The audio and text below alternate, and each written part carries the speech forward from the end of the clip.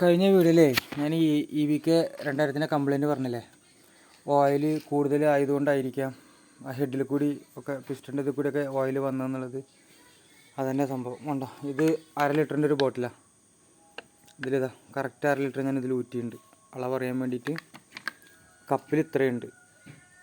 അപ്പോൾ തന്നെ 600 ഇതിൽ നിൽക്കേണ്ട ഓയിലായി. ബാലൻസ് ഞാനിവിടെ ഊറ്റിയപ്പോൾ കുറച്ച് ഇതവിടെ പോയിട്ടുണ്ട്. പിന്നെ ആ വണ്ടിയിൽ പോയതും ഇതിൽ കൂടി വലിച്ചിറങ്ങിയതൊക്കെ കൂടി എങ്ങനെയായാലും 1 ലിറ്ററിൻ്റെ ഓയിൽ ഇതിൽ കയറിയിട്ടുണ്ട്. അപ്പോൾ അങ്ങനെ വരുമ്പോഴാണ് ഈ പ്രശ്നം എന്നുള്ളത് ഞാൻ കഴിഞ്ഞ വീഡിയോയിൽ പറഞ്ഞില്ലേ. അപ്പോൾ അതന്നെ സംഭവം. അപ്പോൾ ഇതിപ്പോൾ നന്നാക്കിയിട്ടുണ്ട്. ഇപ്പോൾ നന്നാക്കി കഴിഞ്ഞപ്പോൾ സമയം ഞാൻ കാണിച്ചു തരാം. ഫുൾ സെറ്റ് ചെയ്തപ്പോൾ 3:50 പുലർച്ചയായി. അപ്പോൾ ഏതായാലും ഇത് രാവിലെ ഒരു 8:30 ഇത് വണ്ടി കയറ്റി കൊടുക്കണം.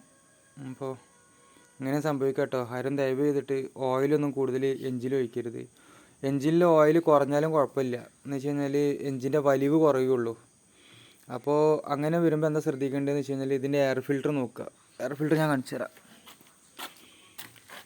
ഈ സാധനം ഇല്ലേ, ഇത് അഴിച്ചിട്ട് അതിൻ്റെ ഉള്ളിലൊരു പഞ്ഞി ഉണ്ടാവും. അത് ഇതേമാതിരി പെട്രോൾ ഇട്ടിട്ട് നല്ലതുപോലെ കഴുകിയിട്ട് ഉണക്കിയിട്ട് അത് അതേമാതിരി അതിൻ്റെ ഉള്ളിൽ വെച്ച് കൊടുത്താൽ മതി.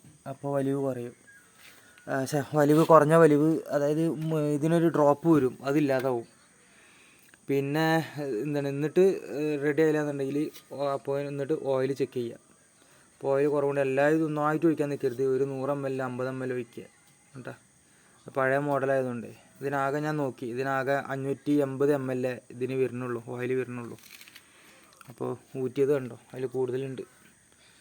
അപ്പോൾ ശരി, ഞാൻ അടുത്ത വീഡിയോ ആയിട്ട് വരാം. ഇനിയിപ്പോൾ നല്ല ഉറക്കവും വരുന്നുണ്ട്, പോയി കിടന്ന് ഉറങ്ങണം. അപ്പോൾ ശരി, ബൈ.